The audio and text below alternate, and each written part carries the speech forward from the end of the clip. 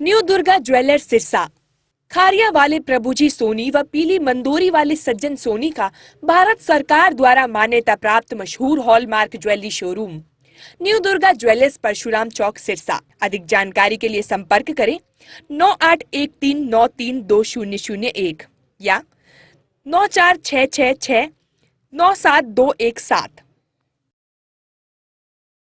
नमस्कार, स्वागत आपका के हरियाणा पे। मैं हूं आपके साथ रमेश जाखड़। पिछले दिनों से लगातार यूरिया खाद को लेकर के बहुत ज़्यादा दिक्कत किल्लत जो है वो हमें देखने को मिल रही है। अब ऐसे में सीधे तौर पे अगर बताना चाहें तो यूरिया की किल्लत जो है वो आखिर क्यों आ रही है, इसके पीछे बहुत सारे रीज़न जो है वो हो सकते हैं, बहुत सारे तर्क दिए जा रहे हैं। काला बाजारी सबसे बड़ा इसका रीज़न जो है वो बताया जा रहा है। और उसके बाद किसान जब यूरिया के लिए आते हैं तो किसानों को सिरसा शहर में जो है वो यूरिया के लिए आना पड़ता है। किसानों को यूरिया ही नहीं बल्कि यूरिया के साथ ऐसे सप्लीमेंट भी जो है वो ज़बरदस्ती उन पे जो है वो थोपे जाते हैं जो किसान कभी भी लेना पसंद नहीं करते। ऐसे ऐसे इम्प्लीमेंट जो है वो ऐसे अगर बात करें तो प्रोडक्ट और हैं जो किसानों को जो है वो दिए जा रहे हैं, धक्के से दिए जा रहे हैं कि एक बैग यूरिया अगर आप लोगे तो इसके साथ आपको जो है वो ये चीज़ लेनी ही लेनी पड़ेगी। क्यों भाई, आखिर क्यों? तो ये चीज़ें जब दी जा रही है ये आम आदमी को पता है, लेकिन हमारा प्रशासन जो है वो हाथ पे हाथ धरे बैठा हुआ है, उसको कोई भी पता नहीं है। ना तो कृषि अधिकारियों को इसके बारे में कोई संज्ञान है, ना उपायुक्त महोदय को इसकी कोई जानकारी है। जब किसान के खेत में आग लगती है, पराली में आग लगती है, तब तो अधिकारियों को जो है वो 20, 30, 50, 100 किलोमीटर दूर तक पता चल जाता है। लेकिन अब उनके शहर के अंदर उनसे महज 100-200 मीटर के दायरे के अंदर जब किसानों को इस तरह से परेशान किया जाता है, ज़बरदस्ती चीज़ें उन पर थोपी जा रही है, वो अधिकारियों के संज्ञान में नहीं है। कैसा लगा ये आपको सुन के? और आप अपनी राय जो है वो इस वीडियो को लेकर के कमेंट जरूर कीजिएगा, क्योंकि आज जैसे ही मैं बाज़ार में गया, किसानों के जो हालात देखे, इतनी लंबी लंबी लाइनें जो लगी हुई थी, तो उसको लेकर के सोचा कि क्यों ना एक वीडियो बनाई जाए ताकि किसानों में कुछ जागरूकता आ सके। अब सुबह जैसे ही मैं मंडी के अंदर गया तो लाइन लगी हुई थी और कुछ किसान साथियों के मेरे पास फ़ोन आए कि जो है वो खाद पहले तो इन्होंने बोल दिया था कि बांटेंगे, उसके बाद में जो है वो बोल रहे हैं कि रैक नहीं लगेगा। तो ये पूरा घटनाक्रम बताऊंगा, लेकिन उससे पहले मैं आपको ये बताना चाहूँगा कि किसान सुबह 5 बजे उठ करके जब रैक लगना होता है, किसान को थोड़ी सी भी भनक लग जाती है कि यूरिया बटेगी, तो किसान सुबह 5 बजे बिना नहाए धोए, बिना खाना खाए, बिना चाय पानी पिए किसान जो है वो शहर में आ जाता है और उस दुकान के आगे आकर के बैठ जाता है और तब तक बैठा रहता है जब तक दुकानदार नहीं आ जाता। अब दुकानदार आता है 9:30, 10 बजे के लगभग। अब यानी कि 4.5-5 घंटे के लगभग किसान जो है वो वहाँ पे भूखा प्यासा बैठा रहता है। इधर उधर भी नहीं होता कि अगर इधर उधर हो गया तो तेरा नंबर जो है वो ना काटा जाए, कई नंबर ना कट जाए। किसान सुबह से वहाँ पे बैठा रहता है। जब बांटने की बारी आती है, यूरिया की बारी आती है, तो दुकानदार दुकान खोलते ही कहता है कि आज रैक नहीं लगा। तब उस किसान के दिल पे क्या बीतेगी वो आप भली भांति जानते हैं, क्योंकि आप खुद किसान परिवार से संबंध रखते हैं और आप खुद के साथ भी कभी ना कहीं ऐसा जो है वो जरूर हुआ होगा। उसके बाद किसानों के साथ ऐसा हुआ था सुबह। उसके बाद किसान जो है वो जाने लगे, लेकिन कहीं ना कहीं से सूचना आई कि एक ट्रक आया हुआ है और उस ट्रक पे जो है वो यूरिया है। किसान वहाँ पहुँचते हैं, वहाँ पहुँचने के बाद उस ट्रक से जो यूरिया उतर रही थी उसको बंद करवाते हैं, उस ट्रक को जो है वो उस दुकान के आगे लेकर के आते हैं। जैसे ही वहाँ पे आते हैं तो उनके पास यूरिया आ गई 700 बैग। ट्रक के अंदर नहीं थी 700 बैग, ट्रक के अंदर 200-300 बैग होगी, लेकिन 700 बैग किसानों को जो है वो देने के लिए राजी हो गए दुकानदार, यानी कि टोकन काटने शुरू कर दिए। तब वो यूरिया कहाँ से आ गई समझ से बाहर है। जब इस बारे में उनसे पूछा गया दुकानदारों से, तो उनका कहना था कि रैक जो है वो लेट था। ये जो ट्रक जो भेजा जा रहा था, 2 ट्रक थे, तो वो 2 ट्रक कहीं और भेजे जा रहे थे, उनके कोई डिस्ट्रीब्यूटर थे, उनके पास भेजे जा रहे थे। लेकिन किसानों ने जब विरोध किया तो किसानों की हालत को देखते हुए ये ट्रक जो है वो वहाँ पे उतरवा लिए गए। अब देखिएगा कि किसानों को देने के लिए वो ट्रक जो है वो नहीं भेजे गए, लेकिन किसान तो सुबह 5 बजे से लाइन में लग करके खड़ा था। अगर वो किसान वो ट्रक को ना देखते तो वो ट्रक किसानों के लिए कभी भी नहीं आने वाला था। जब मीडिया वहां पे पहुंचा, किसान नेता वहां पे पहुंचे, तो इसके साथ कोई और प्रोडक्ट देने से दुकानदारों ने मना कर दिया, लेकिन अमूमन यही चलता है।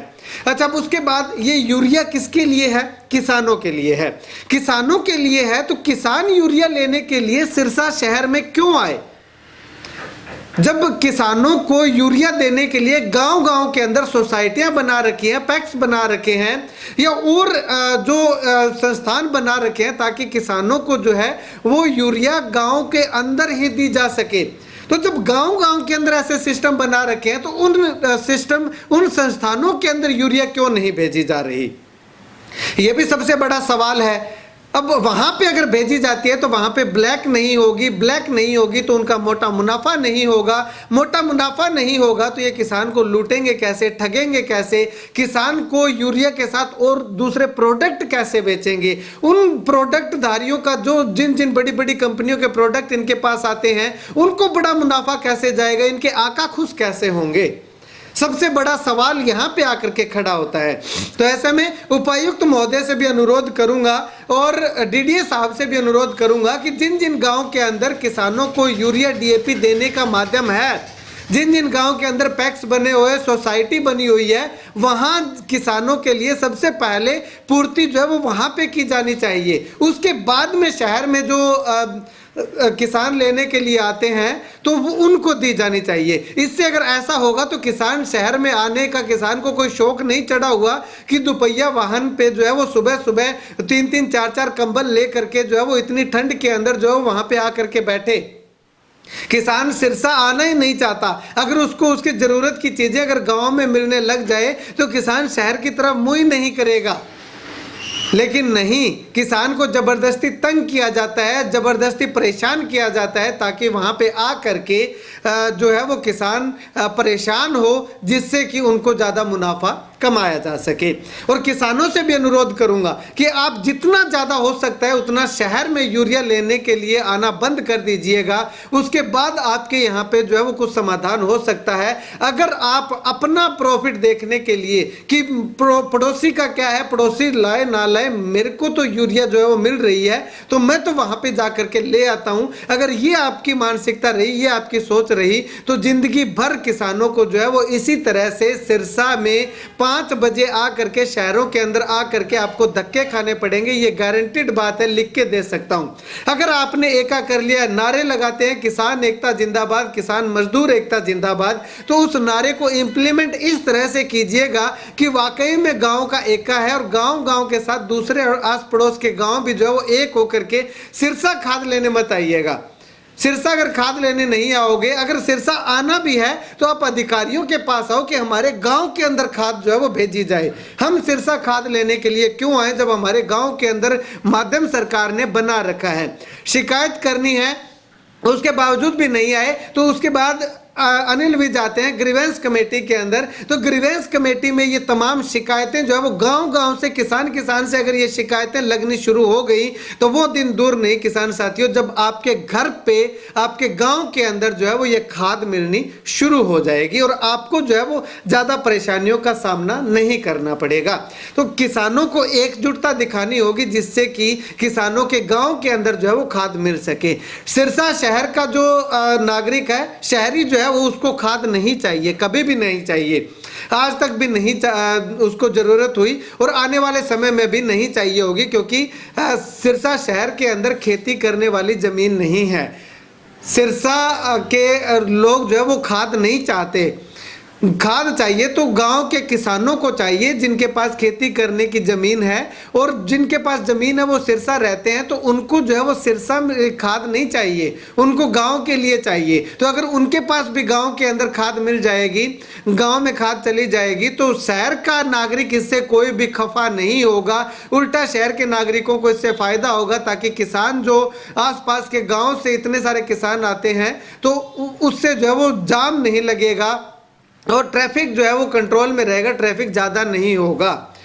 तो आपकी इस वीडियो को लेकर के क्या कुछ राय है कमेंट सेक्शन में कमेंट करके जरूर बताइएगा। और किसानों को जो दुर्दशा हो रही है उसका जिम्मेवार प्रशासन है, और प्रशासन से अनुरोध करूंगा कि आप जो है वो किसानों की सुध लीजिएगा। किसानों का जो प्रोडक्ट है, किसानों के लिए जो चीज बनी है, वो तो कम से कम आप किसानों को उनके गांव तक पहुंचा सकते हो। सरकार ने माध्यम बना रखा है, हर गांव के अंदर सोसाइटी बनी हुई है, तो वहां पे आप ये चीज क्यों नहीं दे देते भाई। तो अनुरोध है कि आप एकजुट होइएगा। थोड़े दिन में या आज नहीं तो कल नहीं तो परसों जरूर आपके गांव के अंदर जो है वो खाद आना शुरू हो जाएगी। अगर नहीं आती है तो अधिकारियों को ज्ञापन दीजिएगा। अधिकारियों के यहाँ पे धरने प्रदर्शन कर सकते हैं, वो भी आपका अधिकार है कि हमारे गांव के अंदर खाद बेचो। उसके बावजूद भी नहीं आती है तो जो है वो कष्ट निवारण समिति की बैठक में अनिल विज आते हैं, उनको जो है वो आप शिकायत लगा सकते हैं। बार बार अगर एक ही तरह की शिकायतें जब आएंगी तो रवैये से काफी सख्त है अनिल विज, और हो सकता है क्या, मुझे तो पूरी उम्मीद लग रही है कि वो इस समस्या का समाधान जो है वो प्रायोरिटी पे करेंगे और गांव के अंदर खाद आनी शुरू हो जाएगी। तो आप जो है वो इस वीडियो को लेकर के अपनी राय कमेंट सेक्शन में कमेंट करके जरूर बताइएगा। और वीडियो अच्छी लगती है तो इस वीडियो को इतनी ज़्यादा शेयर कीजिएगा ताकि हर गांव के हर किसान तक ये वीडियो पहुंच सके, और कुछ ना कुछ इस पे अगर इम्प्लीमेंट होना शुरू हो तो उसके बाद जो है वो और किसानों के अंदर जागृति आ सके। बहुत बहुत धन्यवाद।